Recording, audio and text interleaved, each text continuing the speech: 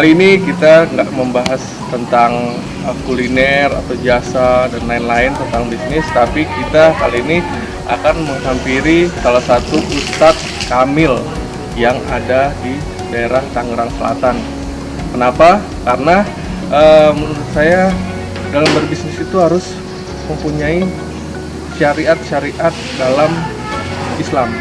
Bagaimana cara kita berbisnis dengan baik yang benar, bagaimana kita mendapatkan hasil halal, kita bisa tanya-tanya ke Pak Ustadz Kamil. Kita udah janjian nih di Geraha Perdana Pamulang.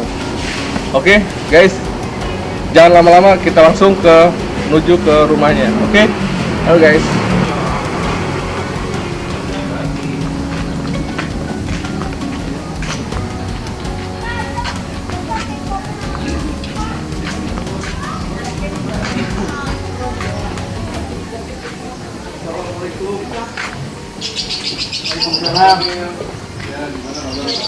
Alhamdulillah. Alhamdulillah. Ya, kali ini kita sudah sampai ke kediaman Pak Ustadz Kamil yang berada di Geraha Perdana Pamulang. Bagaimana Pak? Sibuk apa enggak? Kita udah janjian. Oh iya. Kita di musola aja ya. Boleh acaranya. Siapa? Ya. Terima kasih Pak.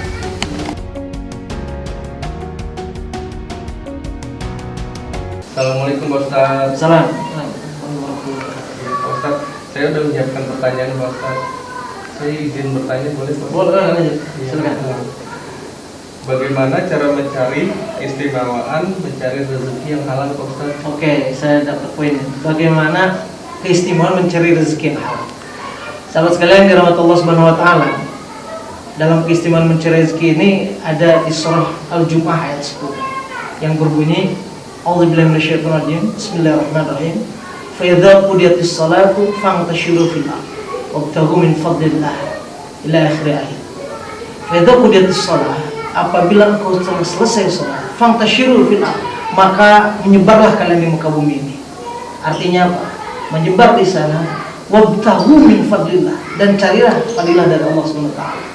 Entah itu mau jual beli, entah itu misalnya mau jual jasa dan sebagainya, yang nggak boleh yang bermaksiat kepada Allah Subhanahu wa taala. Gitu. Jadi semua bidang bisnis Bebas. Pada prinsip begini, Mas Rizky. Jual beli itu wa ahallallahu al-bai'a wa harrama riba. Allah itu menghalalkan jual beli dan Allah mengharamkan riba. Artinya, jual belilah yang direkomendasi oleh Allah. Tapi harus tahu Mas Rizky. Iya. Jual beli dalam Islam itu pada prinsipnya adalah muqtaridon. Apa itu muqtaridon? Si pembeli itu merasa rela, ikhlas, ya, si penjualnya pun merasa rela atau ikhlas. Artinya sama-sama saling ridho. Tidak ada satupun yang merasa dicurangi, nggak ada yang merasa dirugikan, gitu. Jadi pada dasarnya kalau kita jual beli, yang pertama barangnya itu harus jelas, sesuai yang kita tawarkan. Jadi jangan sampai barang itu ada unsur namanya, dalam jual beli itu ada unsur goror. Goror itu kalau bahasa Betawi itu goror, artinya apa? Menipu. Oh, di online shop itu banyak, ada yang betulan, ada yang nipu juga. Nah, bagi yang menipu itu unsur goror itu tidak sesuai dengan syariat agama dan jauh dari ridho Allah. Nah, makanya dalam jual beli itu, contoh misalnya jual beli yang Islam itu harus membawa hikmah. Apa itu hikmahnya? Hikmahnya setelah dia jual beli itu ada proses silaturahmi. Jadi si penjual jadi saudara, si pembeli akhirnya jadi akrab. Jadi jangan sampai sekali dia beli nyesal. Makanya ada hadis Nabi begini, utlubul ilma walau bisi, carilah ilmu ya walaupun sampai ke negeri Cina. Artinya apa? Kalau orang Cina dagang keren banget kan yang Cina. Dia nggak takut rugi. Iya, dia nggak takut rugi. Terus pelayanan juga baik. Disitulah belajar dari bisnis kepada mereka. Artinya caranya. Tapi bukan yang mereka ini, tapi yang bagus. Mereka itu melayani walaupun untung dikit tapi terus berkelanjutan, berkesinambungan, sehingga orang itu siap menjadi pelanggan. Kalau ini Pak, saya mau nanya Pak Ustaz, kalau dalam segi Islam ada nggak sih untuk mencari keuntungan itu, mengambil keuntungan itu berapa persen atau berapa itu? Kembali lagi ke tadi yang saya jelaskan. Pada dasarnya itu muqtarid, saling ridho, saling ikhlas. Nah, keuntungannya seperti apa? Itu silahkan, selama itu konteksnya jual beli dan selama tidak menipu, misalnya barangnya asli, betul asli. Oh sekarang sulit lah nipu-nipu gitu, karena orang bisa browsing ya kan, mau apa, mau beli apa, harga tinggal browsing. Di zaman yang canggih ini orang sulit. Tapi berapa persen sih kita itu ukurannya kewajaran. Kewajaran. Jadi ukuran kewajaran itu dilihat dari kan prinsip ekonomi, semakin barang itu sulit dicari maka harga semakin tinggi. Jadi itu ada unsur kewajaran. Wajar nggak sih itu kalau saya ini memberikan mengambil keuntungan seperti itu? Minimal kan ya dia tidak rugi aja. Kalau jual beli itu tidak rugi. Yang nggak bagus itu di bisnis itu seperti ini transaksi. Misalnya dalam khiyar, ada istilah khiyar dalam jual beli. Khiyar itu apa? Memilih. Nah, dalam transaksi jual beli suka ada yang begini mas. Misalkan mas jual HP lah, atau misalkan tas. Bang tas berapa? 200.000 misalnya.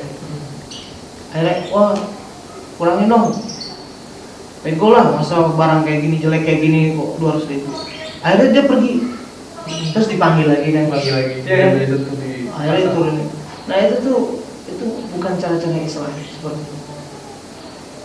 Dia udah menghina barangnya, habis itu caranya dia udah keluar dari tempat akhir itu, tempat penjual belinya, dan itu sudah batal. Harus diawali dari awal, harus diulangi dari awal. Yang bagus seperti apa? Jadi ada cara-cara yang lebih elegan gitu, yang lebih cantik lagi. Kalau cara yang Islam itu, mas ini harga berapa?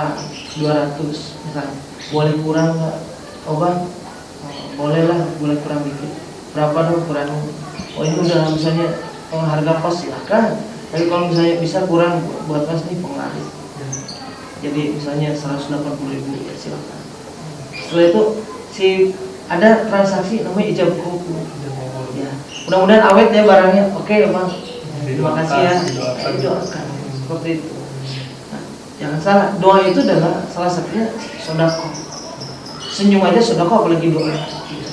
Apalagi kita sampai kenal dan berlangganan.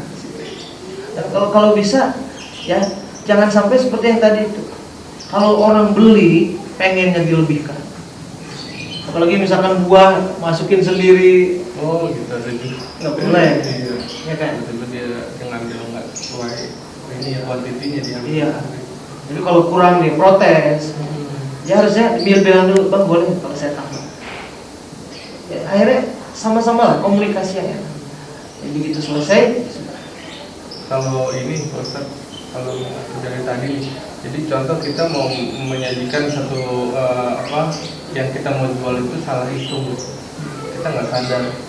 Contoh dari penjualan buah-buahan gitu. Jadi nggak sengaja. Nggak disengaja. Oke baik. Itu ada hadisnya, rupiah kolamu ya, anumati ala salasa. Jadi diangkat pencatatan amal itu pertama karena dia tidak tahu, karena lupa, dan karena tidak sengaja. Kalau tidak sengaja nggak masalah. Tapi ketika dia sadar, ingat ini hak adami, hak sesama manusia. Harus kita ini diminta keriduannya. Ya, tapi kalau misalnya kita emang nggak tahu dan itu uangnya itu tidak seberapa, biasanya orang juga ikhlas. Kalau kita bingung siapa nih pembelinya di mana, alamatnya kan itu, insya Allah. Karena itu bisa diwakili dengan gini, ketika orang lain pun berlaku seperti itu kita maaf. Jadi kita sama-sama. Perlu nggak kita kita salah naruh nih, anggap buah itu harusnya ada satu lagi harganya 5.000. Kalau kita sedekahkan 5.000 itu ke boleh. Orang yang pembeli ya. Boleh. Jadi begini. Pada prinsipnya jual beli itu adalah ta'awun. Ta'awun itu apa? Ta'awun itu saling tolong menolong. Dia butuh makanan, kita sediain makanan, ya kan? Kita butuh uang untuk membeli yang lain karena makanan ada. Pada prinsip gitu, menukar barang dengan barang yang lain yang sifatnya itu melengkapi kebutuhan. Kan itu namanya apa? Itu namanya ta'awun atau saling tolong menolong. Nah, dalam proses tolong menolong ini kan jangan sampai orang yang untungnya kecil masih dipertawar juga.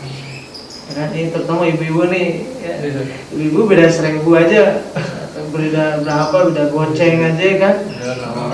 Ya, padahal kesian, dilihat dulu. Terkadang, ya ada hal yang kita tidak perlu, Mas. Kalau ngeliat bapak-bapak udah tua jualan, kita beli aja. Di situ namanya sedekah dalam jual. Jadi menghilangkan pesimis dalam diri orang. Orang udah nggak ada yang beli, ya kita beli aja. Dan si pembeli pun sama, si penjual maksud saya, si penjual pun sama. Penjual juga jangan terlalu pelit lah. Untuk langganan itu kan, coba kita lihat di prinsip-prinsip dagang sekarang, full service, zero zero error atau ya zero mistake ya. Jadi kalau bisa tuh seperti itu. Jadi dilebihkan, bonus segala macam. Penting. Buat apa? Buat ngikat. Jatuhnya apa? Hadiah.